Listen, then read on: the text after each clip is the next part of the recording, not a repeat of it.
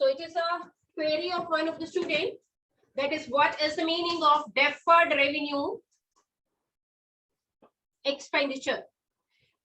बेटे revenue expenditure वो होते हैं जिसका बेनिफिट आप क्या करते हो, एक साल में ही एग्जॉस्ट कर लेते हो. Like you are paying rent monthly and that monthly benefit from the landlord's property you derive. You are paying monthly salary and you are taking the work from your workers in that month only, right? तो एक साल के बीच बीच उनके benefit क्या हो जाते हैं, exhaust हो जाते हैं. नेक्स्ट ईयर में दोबारा से आपको रेंट सैलरी मंथली बेसिस पे पे करना पड़ता है. That was the revenue expenditure whose benefit get exhausted within a period of 1 year, right. और ये वो खर्चे होते हैं जो हम रेगुलरली करते हैं. मैंने बोला था R for revenue, R for regularly, और रेगुलरली के साथ recurring, they recur again and again, बार बार आपको करने पड़ते हैं. क्या सिर्फ एक महीने की सैलरी पे करके आप अपने वर्कर्स को बोलोगे बाकी 11 महीने तो फ्री में काम कर, मैंने कुछ नहीं पे करना? No way. Every time again and again you are taking the work from them and you are supposed to pay the amount for their services to them. That is what we call salary, right? So ये अब इसके साथ deferred prefix क्यों लगा दिया गया? ये भी खर्चे रेवेन्यू नेचर के होते हैं, but that we pay in lump sum. Lump sum means in a large quantity. आप लार्ज क्वांटिटी में से पे करते हो और इसका बेनिफिट रेवेन्यू एक्सपेंडिचर की तरह एक साल में एग्जॉस्ट नहीं होता. इसका benefit may run for more than 1 year, even sometimes it can run to 10 years. 10 सालों तक ये बेनिफिट चलता है, 5 सालों तक, 7 सालों तक ये बेनिफिट चलता रहेगा. अब डेफर्ड का मतलब क्या होता है? इंस्टॉलमेंट्स.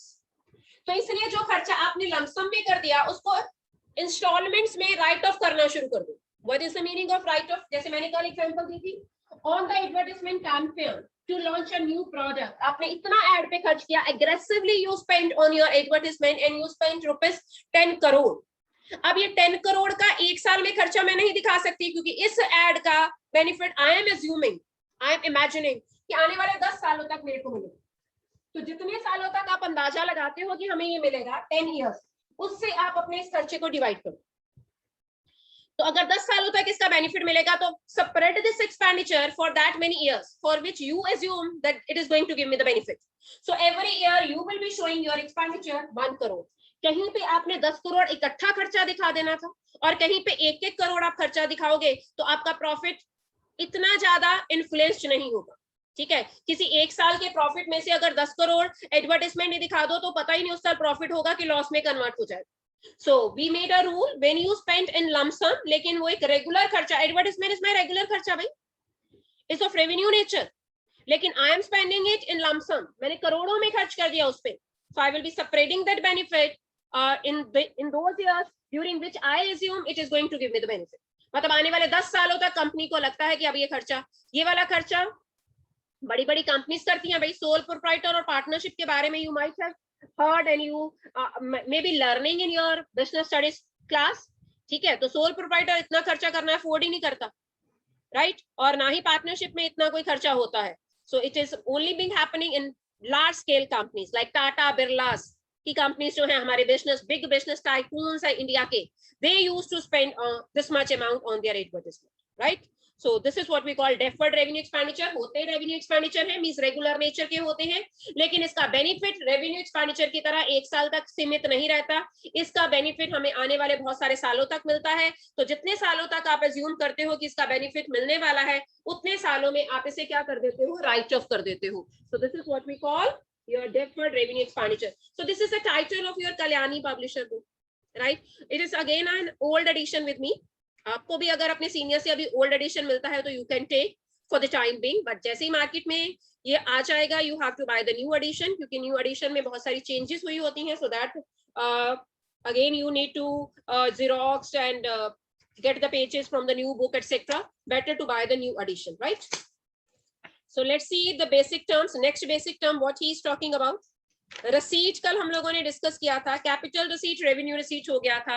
एक्सपेंडिचर हम लोगों ने डिस्कस किया था, कैपिटल एक्सपेंडिचर, रेवेन्यू एक्सपेंडिचर हो गया था. Now come to expense. अब कई बच्चे मेरे से बिगिनिंग में पूछ रहे थे कि ma'am is there any difference between expense and expenditure. For a common man expense and expenditure are same, but for we commerce people it is different. Expenditure मैं बच्चों को याद करने के लिए बोलती हूँ, स्पेलिंग वाइज एक्सपेंडिचर के स्पेलिंग बड़े हैं ना, so it is a wider term. but it is a part of it. It is a narrow term. Narrow term in what sense?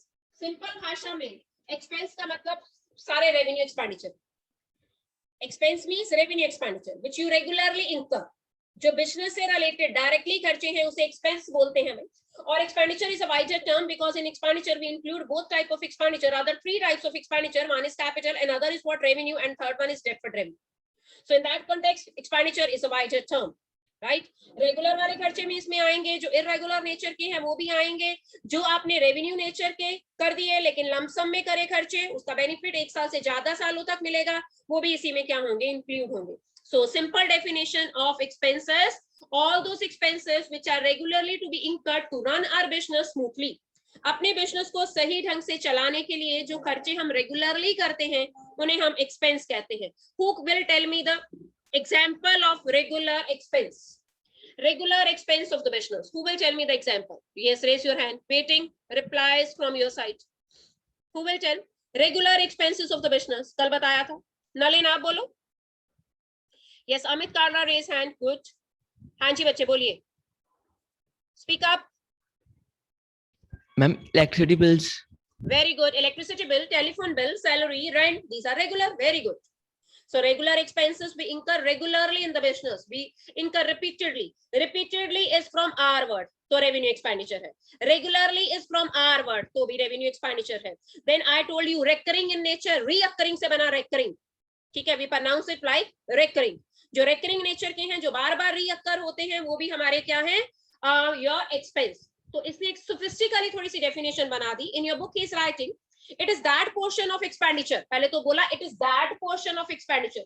It means कि expense is a part of expenditure, right? तो उसने बोला it is that portion of expenditure which has been consumed during the current accounting year. तो revenue expenditure के benefit ही तो एक साल में exhaust हो जाते हैं. ठीक है, एक साल आपने पे किया, दूसरे साल अगर benefit लेना चाहते हो तो दोबारा पे करना पड़ेगा. So these are the expenses of cost of goods and services. जो पैसा आप सामान को खरीदने में लगाते हो, ठीक है, and it includes salaries paid, stationery and postage expenses, advertisement expenses, etc. ठीक है. So he's saying its benefit we get exhausted in a period of an accounting year. एक साल के बीच बीच इसका benefit खत्म हो जाता है. Then we have कुछ terms मैं बोर्ड पे पहले लिखूंगी, फिर मैं turn wise उसे explain करूंगी. One is income, another is profit, and third one is gain. For a layman, these all terms may be same. Again, for our commerce, for us, it will be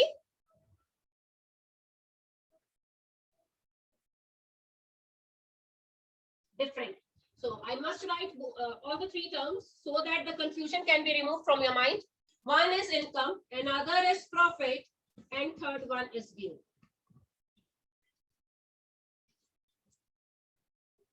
कोई बता सकता है मेरे को what you think about these three terms? Income. Income क्या है? So for our commerce, income means what you get after providing your services and after selling your goods. Income वो incoming of cash है जो आपको मिलता है जब आप सामान बेचते हो या अपनी सर्विसेज देते हो दूसरों को.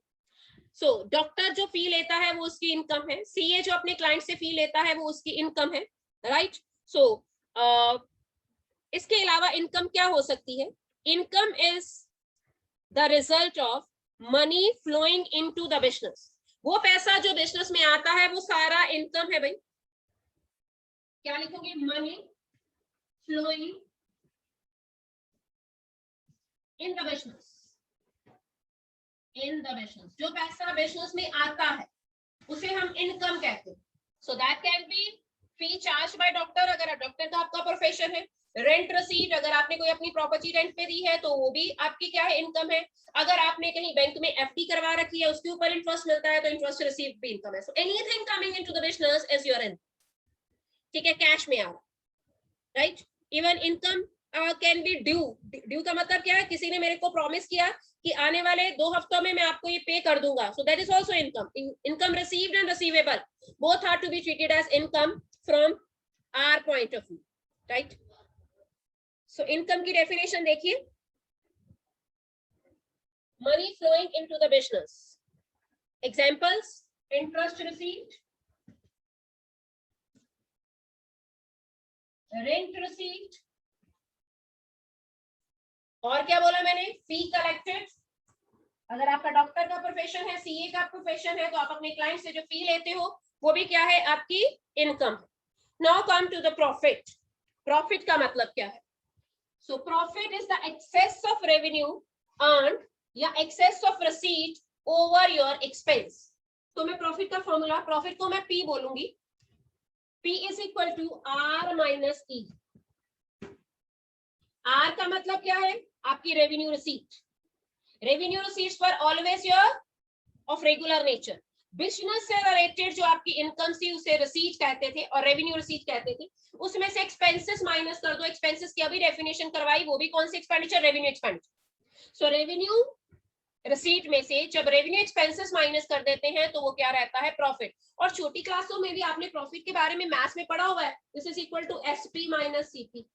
एसपी का मतलब वहां पे आपकी टीचर्स आपको करवाती थी मैथ्स में selling price and CP means cost price. जब सेलिंग प्राइस में से कॉस्ट प्राइस माइनस कर देते थे तो भी प्रॉफिट आता था। कॉमर्स में थोड़ा सा हमने चेंज कर दिया, this is revenue receipt. Revenue receipt का अनदर नेम सेल प्राइस ही है। So whatever you get by selling your products, by rendering your services to your clients, that is your revenue receipt. और इस receipt को earn करने के लिए जो भी आपने खर्चे करे, that are to be deducted from it. So this is what we call profit, right? So profit we always earn from the normal course of the business. Profit हमें normal course of business में होगा जब आपका business सब कुछ normally चलता रहता है और आपकी इनकम्स मींस आपकी receipts आपके expenses से ज्यादा होती हैं तो उसे profit कहते हैं। इसी का रिवर्स मैं यहीं पे करवा देती हूँ, लॉस भी तो होता है। और लॉस कब होगा? When your expenses will be more than your receipts. Means आपको रिसीट्स कम हो रही हैं और खर्चे ज्यादा हो रहे हैं, then you will be having a negative profit, and negative profit is always named as loss, right? Then I have to pick my third term, that is gain. जो प्रॉफिट है वो बिजनेस की रेगुलर एक्टिविटीज में से होगा और gain irregular activities पे होगा। Gain is not regularly being enjoyed by a business house, gain is always from irregular activities. What is the meaning of irregular activities? Like you sell any of your old investment and on that old investment you get more money than its cost price. Like मेरे पास एक plot था, ठीक है, वो plot जब मैंने खरीदा था तो 50 लाख का था, आज मैंने बेचा है तो वो 57 लाख में बिका है। 57 lakh minus 50 lakh, it means कि 7 lakh is my gain not profit. Profit मेरे को बिजनेस एक्टिविटीज में होना है, प्लॉट को बेचना और खरीदना मेरा बिजनेस नहीं है। But had I been a property dealer, had I been running the business of real estate, तो ये profit होता। It means कि same amount can be profit from another person's point of view and can be gain from another person's point of view. I'm repeating, जो बंदा real estate का business कर रहा है तो डेफिनेटली प्लॉट्स को खरीदना और बेचना उसका बिजनेस है भाई। मैं अपनी पुरानी गाड़ी बेचूं और उसकी वैल्यू फॉर एग्जांपल कितनी रह गई है, 2,70,000, लेकिन वो 3 लाख में बिक जाती है तो 30,000 मेरा गेन है। लेकिन अगर कार बाजार वाले पुरानी गाड़ियां बेचे और उन्हें ये अमाउंट एक्सेस में मिले तो उनके लिए वो प्रॉफिट है, क्योंकि कार बाजार वालों का बिजनेस ही क्या है, पुरानी गाड़ियां बेचना और खरीदना। ठीक है, so same activity can be a business for one person's point of view and can be a non business activity from another person's point of view. So this thing you have to store in your mind, right? So gain is always from irregular activities of the business, and he gave you the example that like you are selling your old machinery, ठीक है, its cost was 65,000 and you are selling it for 70,000, so 5,000 is your gain, not profit. Loss already I have told you, लेकिन loss के बारे में you have to keep one thing in your mind, that losses can be of two types. One is loss, abnormal loss. Loss का definition क्या बोला था, excess of expenses over receipt, revenue receipt, दोनों चीजें revenue लेनी। ई का मतलब यहाँ पे क्या है, this is E by, E means expense, R means receipt, और कौन से एक्सपेंस आपने लेने हैं, revenue expense, revenue expenditure. Revenue expenditure करवाया ना आपको, जो बार बार होते हैं। और रेवेन्यू एक्सपेंडिचर अगर आपके ज्यादा है, किसके कंपैरिजन में, this is R by, let me dark it, revenue receipt, ठीक है। रेवेन्यू एक्सपेंडिचर में से आपने क्या माइनस करनी है, revenue receipt is to be deducted. So you are earning less and you are spending more, then it is to be named as loss. Further, the losses are of two types. One is abnormal loss. ये book में अलग से नहीं है, उसने paragraph में एक एक लाइन ही लिखी है, but I will be explaining to you in detail. This is abnormal loss, this is normal loss. कहीं से मैंने स्पिरिट के टैंक्स मंगवाए, ठीक है, या डीजल आ रहा है पाइप्स के थ्रू या टैंकर्स के थ्रू, पेट्रोल आ रहा है, स्पिरिट आ रही है, कोल आ रहा है बहुत दूर से, मार्बल आ रहा है राजस्थान से, पंजाब में. तो इन चीजों की बेसिक नेचर क्या है? Like spirit, petrol, diesel can be leaked, can be evaporated, they may lose their weight. So that is what normal loss. जिन लॉसेस के ऊपर आपका कंट्रोल नहीं है, and these losses are always uncontrollable. आप चाह के भी जितने मर्जी एयर टाइट कंटेनर में उसे डाल दो, कुछ ना कुछ लीक होने की पॉसिबिलिटी है. और कुछ ना कुछ कोल अगर बाहर से आ रहा है तो आपका डैमेज हो ही जाएगा, जो पाउडर बन जाएगा, तो वेट में कमी आ जाएगी. That is your loss. But इस लॉस के ऊपर आपका कंट्रोल नहीं है. और ऐसे लॉसेस की इंश्योरेंस भी नहीं होती. कोई इंश्योरेंस कंपनी पागल थोड़ी ना जो ऐसे लॉसेस की इंश्योरेंस करेगी, उसको पता ये तो होना ही है, मींस मेरे को कंपनसेशन देनी ही पड़नी. So normal losses are always related to the basic characteristics of the goods, basic features of the goods. Like liquid का evaporate होना या leak होना is स्वाभाविक, is its basic nature. We can't avoid it. हम चाह के भी इसे avoid नहीं कर सकते. And what is the abnormal losses? It happens due to your carelessness. It happens due to your negligence. If you want to avoid these losses, then you need to be careful enough. और ये loss by theft, चोरी हो गई, loss by fire, आग लग गई पड़े पड़े सामान को, लॉस बाय एक्सीडेंट, ठीक है, एक्सीडेंट हो गया. So these losses we call abnormal losses and it can be insured with, इनकी इंश्योरेंस करवाई जा सकती है, ठीक है. Abnormal losses always happen due to your negligence, due to your carelessness, and normal losses always occur due to the basic characteristics of the goods, basic characteristics of the features of that particular goods. So you should, being a commerce student, you should know. Non-commerce किसी को नहीं पता होगा कि losses normal और abnormal भी होते हैं. But we in our subject are learning, yes, losses are of two types. One is normal and other is abnormal. So till now, any doubt, any confusion you may ask? Goods. Goods are the things in which you are dealing. In which you are dealing. जिस चीज का आपका business है, वो goods है, in which you are running your business or you are dealing, running your business. Like अगर मेरी stationery की shop है तो stationery materials are my goods, and goods are always being purchased for resale. ये हम हमेशा खरीदते हैं अपने लिए नहीं, resale के लिए, ठीक है. Goods are purchased for resale. आगे बेचने के लिए हम खरीदते हैं. So these are the things which are being purchased for resale. Hey furniture, जितने भी फर्नीचर के आर्टिकल्स पड़े हैं उसके पास जलंधर में, that are his goods. लेकिन वही फर्नीचर अगर मैं अपने घर या ऑफिस के लिए खरीद के लाती हूँ तो मेरी एसेट है, क्योंकि मैंने अपनी यूज के लिए खरीदा. And furniture is always my asset, but that entrepreneur is dealing in the goods, is dealing in the furniture. So whatever is lying in his godown or warehouse, that will be his goods. ठीक है. So goods again definition gets changed. मेरे पास घर में music system है तो मेरा asset है. आपके डिफरेंट लैब्स में अगर एलईडी स्क्रीन लगी है तो वो स्कूल की एसेट्स हैं. लेकिन यही एलईडी और म्यूजिक सिस्टम अगर इलेक्ट्रॉनिक गुड्स के शोरूम में पड़ा है तो ये उनकी गुड्स है, because they deal in it. ठीक है. सो गुड्स की डेफिनेशन चेंज है भाई अलग अलग बंदों के लिए. वो सामान जो मैं घर में खरीद के लाती हूँ अपनी सेल्फ कंजम्पशन के लिए, मैंने एसी लगवाया तो मेरी एसेट है. आपके डिफरेंट लैब्स में एसी लगा तो स्कूल का एसेट है. लेकिन यही सारे एसी इलेक्ट्रॉनिक शॉप के शोरूम में पड़े हुए हैं तो वो उनके लिए क्या है, गुड्स है, because they deal in it. So goods are basically the things in which you deal. These goods are always being purchased for resale purpose, not for your self-consumption. So this is the definition of goods, right? Then we have purchases. After purchases, I will just wind up the class. Purchases. ये वो सामान है जो आपने खरीदा है. These are the things which you buy, which you have bought. Are being bought, खरीदी गई.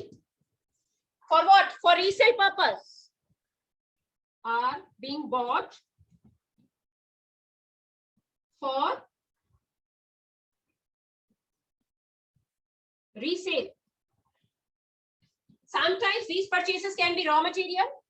If you are manufacturing your own goods, तो raw material भी आपकी purchase हो सकता है. Sometimes the purchases can be even the finished goods. अगर आप बने बनाए सामान में डील करते हो, आप रेडीमेड सामान खरीदते हो और फिर बेचते हो, तो purchases can be of raw material, purchases can be of finished goods, even purchases can be semi finished goods. Means आधा अधूरा बना सामान आप खरीद लेते हो और फिनिशिंग टच खुद करते हो, राइट? तो purchases can be of so many things, but purchases are basically for resale purpose, not for your own needs. ठीक, तो मोर और लेस अगर मैं बात करूं डायरेक्टली और इनडायरेक्टली purchases और गुड्स में कोई खास डिफरेंस नहीं है, बोथ आर सेम. ठीक है, तो गुड्स भी तो रीसेल पर्पस के लिए थी, जो खरीदी थी, तो जो खरीदा था उसे क्या कहना है? परचेसेस कहना. That's it. Any doubt till now? To anyone you may ask. किसी को कुछ पूछना है तो यू कैन आस्क.